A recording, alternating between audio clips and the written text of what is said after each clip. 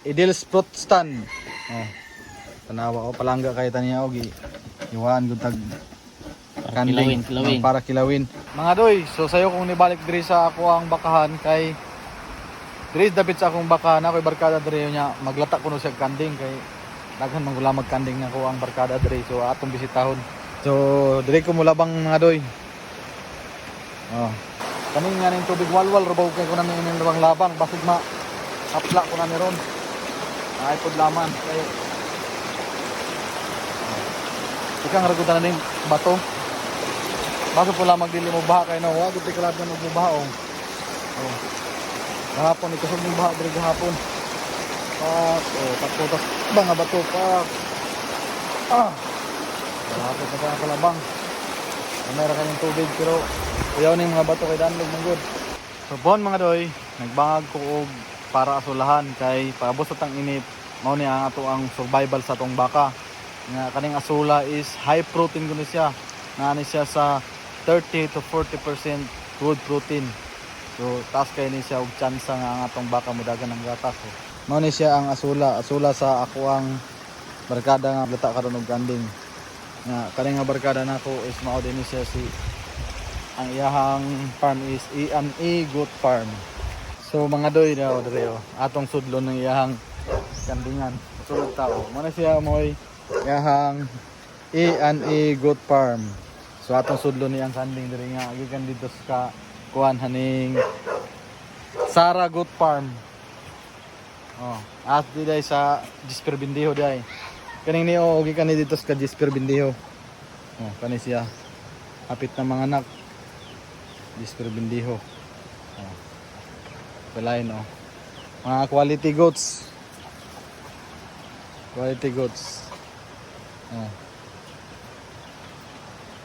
Atong ariyo ni atong barkada kay kusog pa siya glata og kanding. So timing kayo ning pag-aarya nato ron kay kusog naghiwa og palanakot. Mao ni siya nga ako ang kuan. Kinakusgan nga barkada walang kusgana kayo. Lahi ni siya og mga imbitar kay maglata og kanding. Boss. Tayo wow. Ano siya oh. Nana siya tindahan dia so Idil's fruit stand. Oh. Tanawa ko palangga kay taniya og iwan gud tag kanding para kilawin. Sa man kalyos aw Pagpangit. Kani? Ay gay paglapo ba diapil og panag saging harma. Saging oh.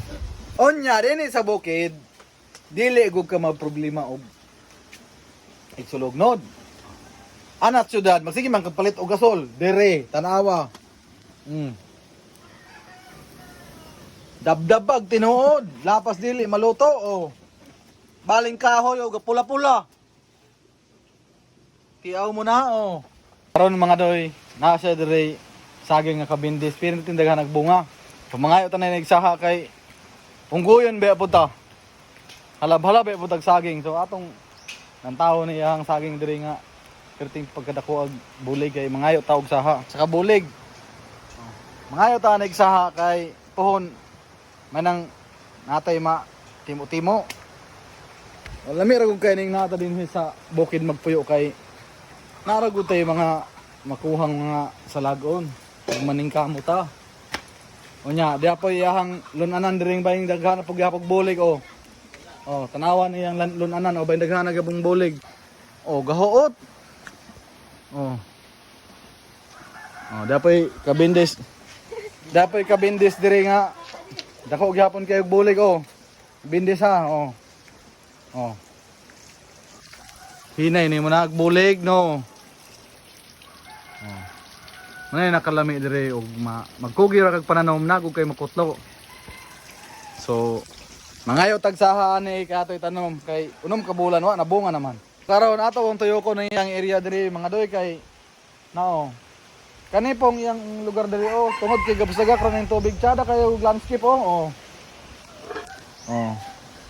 Kugi ra gud oh tanawan ninyo oh. Gihaguan ko ning mga bato ug pamunit dito sa sapa gikan oh tiyaw kana oh. Aron adre na puntas iyahang tilapyahan oh. Napod siya tilapyahan dire. Oh, dagko na niyang tilapyahan oh.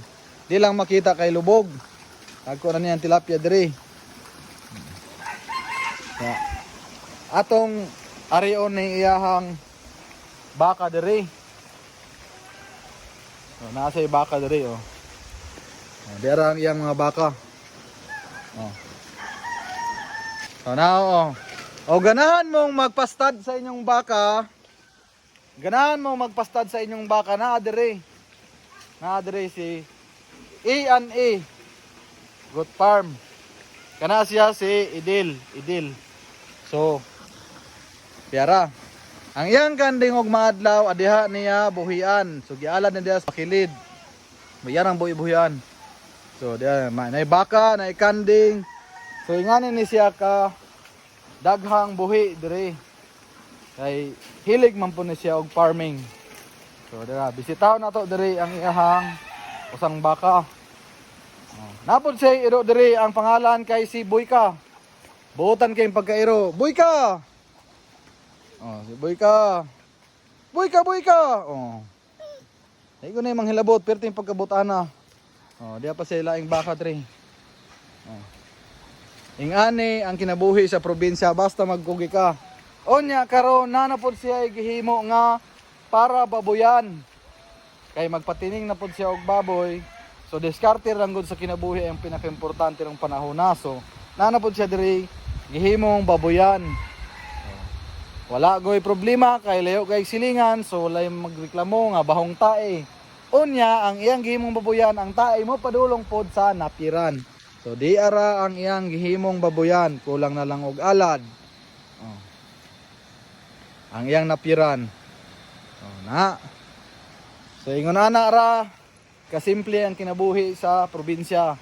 Nang dili nato nako gibaylo kung pabuton dili nako gibaylo ang syudad dinhi sa bukid. Kay dinhi sa bukid naa diri ang pinakalami nga kinabuhi. Risko nga hangin, nakakaunta og labas nga mga utan og naapay mga butong o ganahan tang moinom og butong. Oh. So, ingana ra mga doy. Padayon ta. Amping mga doy, God bless.